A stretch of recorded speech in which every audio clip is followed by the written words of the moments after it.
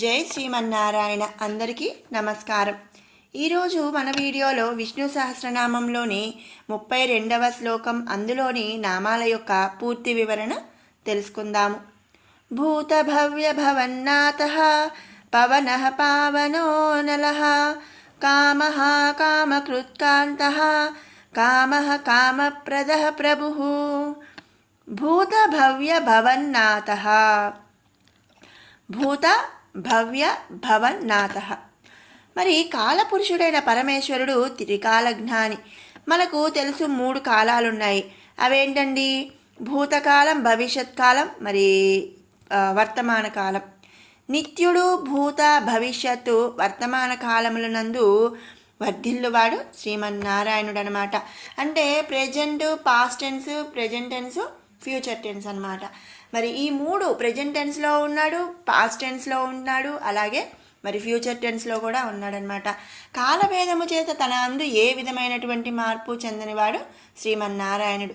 మరి మనం ముందు నామాల్లో చెప్పుకున్నాం, క్షయాక్షయములు లేనివాడు, క్షలాక్షరములు లేనివాడు, అలాగే మరి జనన మరణాలకు అతీతుడు అని. అంటే మరి ఈ జగత్తు ఉద్భవించిన దగ్గర నుంచి కూడా, అలాగే మరి లయమయ్యే వరకు కూడా, మరి ప్రతి కాలంలో కూడా మరి పాస్ట్ టెన్స్లో ఉన్నాడు, ప్రెజెంట్ టెన్స్లో ఉంటాడు, అలాగే ఫ్యూచర్ టెన్స్లో కూడా ఉంటాడు. కాబట్టి ఆ స్వామిని మనం ఇక్కడ భూత భవ్య భవన్నాథ అనే నామంతో స్తుతించుకుంటున్నాము. తర్వాత నామం పవనః. పవనః అంటే సకలములను మరి పవిత్రము చేయునది. పరమాత్మ తన అందుకల అన్నింటినీ కూడా పవిత్రముగా చేయును. వాయువు అను అర్థం ఉండటం చేత ప్రాణులకు జీవమునిచ్చే వాయుస్వరూపుడే సంచరించువాడు అని చెప్పి అర్థం. మనకు పవనః అంటే, పవనము అంటే ఏంటండి? మనకి పవిత్రము చేయునది, అలాగే మరి వాయువు అన్నమాట. పరమాత్ముడే సకల ప్రాణులకు జీవన వాయువును అందించుచున్నాడు. ఆ స్వరూపము పరమాత్మ విభూతియే. కాబట్టి మనం ఇక్కడ స్వామిని పవనః అనే నామముతో స్తుతించుకుంటున్నాము. తర్వాత నామం పావనః. పరమాత్ముడు పరిశుద్ధ స్వరూపుడు. వాయువు చలన శక్తి కలిగినది. దానికి ఆ శక్తిని ప్రసాదించిన వాడు పరమాత్ముడు. అందుచేత పరమాత్ముడు పావన అని చెప్పి చెప్పబడుచున్నాడు. తన యొక్క సామరస్యం చేత గంగా నది ఇత్యాది నదులను పవిత్రం చేయువాడని కూడా మనం ఇక్కడ అర్థం చెప్పుకోవచ్చు. కాబట్టి మరి పవిత్రం చేయువాడుగా మనం చెప్పుకుంటూ స్వామిని ఇక్కడ పావనః అనే నామంతో స్తుతించుకుంటున్నాము. తర్వాత నామం అనలః. అనల అంటే ఏంటండి? అగ్ని. అగ్నిస్వరూపమును కూడా పరమాత్ముడు ధరించి ఉన్నాడు. మరి జీవుల దేహములో ఉండే ఉష్ణము, మరి వేడి ఉదరమునందు జఠరాగ్నిగా ఉండి జీర్ణక్రియను కలుగచేసేది కూడా పరమాత్మే అన్నమాట. కాబట్టి మరి స్వామిని మనం ఇక్కడ అనలః అనే నామంతో స్తుతించుకుంటున్నాము. మరి మనం ముందు నుంచి చెప్పుకున్నట్లు ఈ సకల జగత్తును, మరి అన్ని జీవరాశులను, అలాగే దేవతలను, పంచభూతాలను, ప్రతిదాన్ని కూడా స్వామి అంతర్యామిగా ఉండి నడిపిస్తున్నాడు. అందరిలో కూడా, అన్నిటిలో కూడా ఉన్నది స్వామి. కాబట్టి మరి అందరి రూపాలలో కూడా మరి స్వామి యొక్క విభూతులే. అందుకనే స్వామిని మనం ఇక్కడ పవనః అనుకుంటున్నాము, అంటే వాయువుతో పోలుస్తున్నాము. అలాగే అనలః అంటున్నాము, అగ్నితో మరి మనం చెప్పుకుంటున్నాము. కాబట్టి ఇక్కడ స్వామిని అనలః అని మనం స్తుతిస్తున్నాము. తర్వాత నామం కామః. కామము అంటే మరి విషయవాంఛలు, మరి కోరికలు అనమాట. ఇహమునందు మాయా సంబంధ విషయముల ఆసక్తి కలవారికి పరమాత్మతత్వము అవగతం కాదు. అంటే ఏంటి అంటే మరి కామముతో మరి కళ్ళు మూసిపోయినాయి నీకు అని చెప్పి అంటూ ఉంటారు. అంటే ఏంటి అండి? మీ వాంఛలతో, మీ కోరికలతో మరి నిజానిజాలు, మరి మంచి చెడు తెలుసుకోలేకపోతున్నారు అని అర్థం అన్నమాట. మరి అలాంటి వాళ్ళకి, అలాంటి ఆసక్తి ఉన్న వాళ్ళకి పరమాత్మతత్వం అనేది అవగతం కాదు. వాళ్ళు కావాలి అనుకున్నది కావాలి అంతే. దానికోసం మరి మంచి చెడు ఏమీ ఆలోచించరనమాట. మరి ఇప్పటి రోజుల్లో మనం చూస్తుంటే ఒక వావి వరుస, అంటే వావి వరుస అనేది ఏమీ ఉండట్లేదు, మంచి చెడు ఏమి ఉండట్లేదు. దొంగతనాలు కానీ అన్ని రకాల చెడ్డ పనులు, దుర్మార్గాలు కూడా పెరిగిపోయినాయి. ఎందుకండి? మరి వాళ్ళ కోరికలు అలా పెరిగిపోయినాయి అన్నమాట. వాళ్ళ కోరికలు తీరడానికి, వాళ్ళ మరి ఇష్టాలు ఇదవ్వడానికి ఎలాంటి పనైనా, దొంగతనమైనా సరే చేసేస్తున్నారు, చంపుతున్నారు. చాలా ఇదిగా ఉందన్నమాట. ఇలాంటి వాళ్ళకి మరిక పరమాత్మతత్వము అవగతం కాదు. కామ ప్రకోపముతో జ్వలించు వానికి ఇతర విషయములపై ఆసక్తి నశించిపోతుంది. ఇక వాళ్ళకి అవసరం లేదనమాట. అనుక్షణం కోరికలతో తప్పించిపోయి ఉచ్చ నీచములను మరిచిపోతాడు. అటువంటి వాని కామములను హరించి అలాంటి వాళ్ళకి కూడా ఆత్మజ్ఞానమును కలుగచేస్తాడు శ్రీమన్నారాయణుడు. జీవాత్మయే పరమాత్మ అన్న సత్యం గ్రహించుట చేత కోరికలన్నీ కూడా నశిస్తాయి. కాబట్టి మరి అలాంటి కామములను కూడా హరించి వాళ్లకు ఆత్మజ్ఞానమును కలుగచేస్తాడు. కాబట్టి స్వామిని మనం ఇక్కడ కామహ అనే నామంతో స్తుతించుకుంటున్నాము. తర్వాత నామం కామకృత్. లౌకికపరమైన కోరికలను నశింపచేసి పరతత్వమునందు కోరికలను కలిగించువాడు. లౌకిక బంధనములతో మరి కూడి ఉన్న మాయా సంసారమందు కోరిక నశించిపోతే అటువంటి వారికి కలుగునది పరతత్వముపై కోరిక అన్నమాట. కనుక కామకృతు కోరికలు కలిగించువాడు అవుచున్నాడు. అంటే ఏంటి అంటే, ఇప్పుడు మరి అన్నీ ఉన్నాయి, మరి అంతా బాగానే ఉంది, దేవుడు లేడు, ఏమీ లేడు అంటాడు. మరి వాళ్ళ కోరికలు, వాళ్ళ తిరుగులు అవన్నీ ఉంటాయి. మరి అలాంటి వాళ్ళ కోరికలు అనేవి నశింపజేస్తే ఇక మరి నాది, నా వాళ్ళు, నాది అనే ఇది అన్నీ పోయి మరి దేవుణ్ణి ఇదిలో ఉంటారనమాట.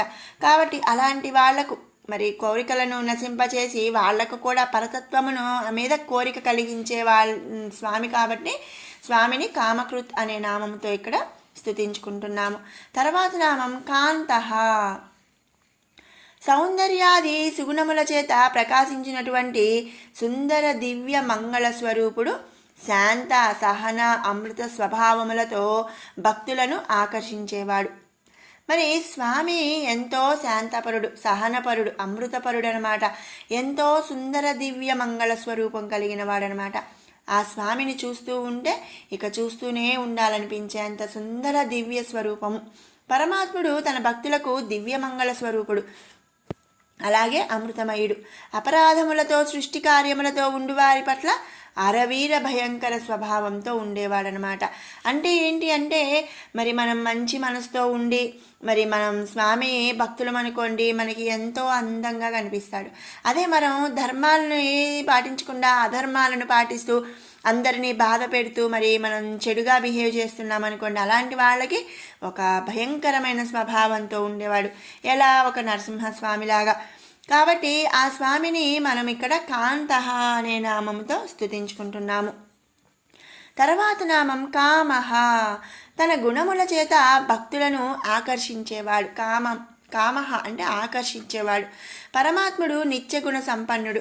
ఆ గుణముల చేత సౌందర్యమును ధరించిన వాడు. సౌశీల్య సంపన్నుడై పరమాత్ముడే ఇక ఇహ పర ఆనందములను కలిగిస్తాడు. పరిపూర్ణమైన ఆత్మానందమును ప్రసాదించువాడు కనుక స్వామిని సుందరుడనమాట. అందుకనే మనం ఇక్కడ స్వామిని కామః అనే నామముతో స్తుతించుకుంటున్నాము. తర్వాత నామం కామప్రదః. ఎవరు ఏ కోరికతో ఆ పరమేశ్వరుడిని ఆరాధిస్తారో వారికి ఆ కోరికలను అనుగ్రహించువాడు శ్రీమన్నారాయణుడు. కామప్రదః. ప్రదః అంటే ప్రసాదించేవాడు, అనుగ్రహించేవాడు. పుష్ప, పత్రం, జలం మొదలగు వానిలో దేనితో సేవించినా సరే వారిలో ఉండే భక్తి శ్రద్ధలనే చూస్తాడు. అంతేకాని మరి వీళ్ళు ఒక 1000 రూపాయలు ఖర్చు పెట్టి మరి కాస్ట్లీ ఫ్లవర్స్ అంటే పూలు ఉపయోగించి పూజ చేస్తే వాళ్ళకి ఒక రకమైన అనుగ్రహం, మరి నీళ్లతో చేస్తే వాళ్ళకు ఒక రకమైన అనుగ్రహం, ఏదో దొరికిన ఒక ఆకు సమర్పిస్తే ఒక రకం అనుగ్రహం అనేది ఏమీ ఉండవన్నమాట. అలాంటి భేదభావ్యాలు ఏవీ లేవు. మరి ఎంత సంపాదించినా తల్లికి ఉన్న 4 పిల్లలు ఒకే రకమైన పిల్లల మీద ఒకే రకమైన ప్రేమ ఎలా ఉంటుందో అదేవిధంగా ఇక్కడ స్వామి మరి తనను భక్తి శ్రద్ధలతో పూజించాలన్నమాట. అంతేగాని ఎంత కాస్ట్ పెట్టి మనం స్వామిని పూజించాము అనేది లేదు. మరి అలా స్వామి మరి దేనితో పూజించినా సరే భక్తి శ్రద్ధలే ముఖ్యంగా చూస్తాడు. నువ్వు ఒక 1000 రూపాయలు కాదు, 1,00,000 రూపాయలు ఖర్చు పెట్టినా నీ మనసులో భక్తి లేకుండా డాబు సరిగా నేను 1,00,000 రూపాయలు ఖర్చు పెట్టాను అని అంటే ఉపయోగం ఏమీ ఉండదన్నమాట. కాబట్టి తను కోరికలతో మరి తను కోరిన కోరికలు ప్రసాదించేవాడు, అనుగ్రహించేవాడు. కాబట్టి స్వామిని మనం ఇక్కడ కామప్రద అనే నామముతో స్తుతించుకుంటున్నాం. తర్వాత నామం ప్రభుహు, దేవాది దేవుడు, ఆదిదేవుడు. మరి అందరికన్నా ముందు ఉన్నవాడు, అందరి తర్వాత ఉండేవాడు, అసలు మరి జనన మరణాలు లేనివాడు, అన్నిటికీ అతీతుడు. అలాగే మరి దేవతలందరికీ కూడా ఆ స్వామి ప్రభువు. మరి మనం ముందు చెప్పుకున్నాం సురేశ్వర అని ఒక నామంలో, అంటే దేవతలందరికీ కూడా ప్రభువు. మరి దేవాది దేవుడు, ఆదిదేవుడు కాబట్టి ఆ స్వామి ఈ సమస్త జగత్తుకు కూడా ప్రభువు అని మనం ఇక్కడ స్వామిని ప్రభువు అనే నామంతో స్తుతించుకుంటున్నాము. మరి ఇదండి 32వ శ్లోకం, అందులోని నామాల యొక్క పూర్తి వివరణ. ఇప్పుడు 21 నుంచి 30వ శ్లోకం కూడా ఒక్కసారి పారాయణ చేసుకుందాం.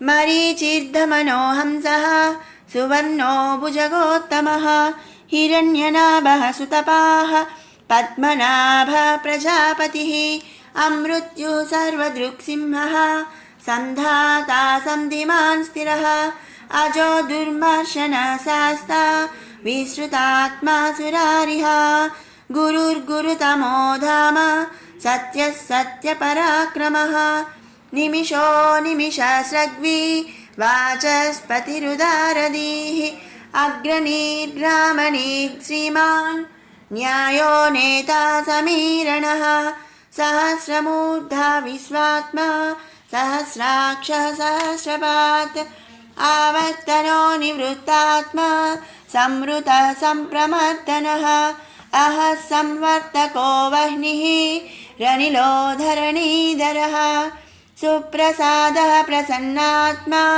విశ్వసృగ్విశ్వభుక్ విభుః సత్కర్తా సత్కృతః సాధుర్ జహ్నుర్నారాయణో నరః అసంఖ్యేయో ప్రమేయాత్మా విశిష్టశిష్టకృచ్యుచిః సిద్ధార్థः సిద్ధసంకల్పः సిద్ధిదः సిద్ధిసాధనः వృషా హి వృషభో విష్ణుర్ వృషపర్వా వృషోదరः వర్ధనో వర్ధమానశ్చ వివిక్తः శృతిసాగరः సుభుజో దుర్ధరో వాగ్మీ మహేంద్రో వసుదో వసుః నైకరూపో బృహద్రూపः సిపివిష్టः ప్రకాశనः ఓజస్తేజోద్యుతిధరः ప్రకాశాత్మా ప్రతాపనः బుద్ధः స్పష్టాక్షరో